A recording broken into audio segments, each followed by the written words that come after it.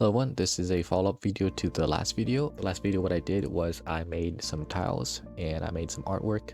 But you see I don't really like the current artwork, especially with the ground and especially with the coins. So we're going to fix that.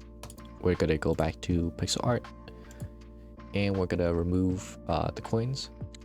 And we're going to change this thing using the fill tool so that way it's more lively.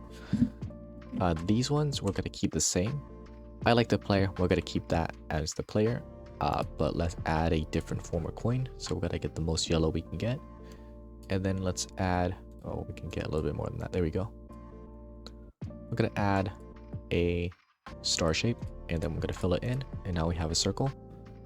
Then we can add some shadow and that looks good to me. So we're going to keep it like that. And this will be the coin. I think that's good. What we can do is we're just going to export it.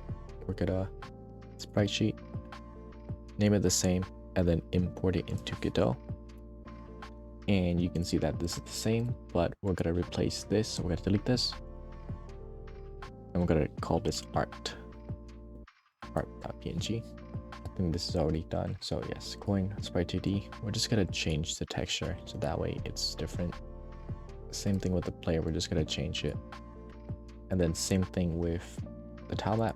We're just going to change it. So we're going to remove this, add this, yes. And we need to set this ID to 0, the same one as the previous one, and that should make everything the same. We're going to set this to a circle again, new circle shape, so the diameter like so.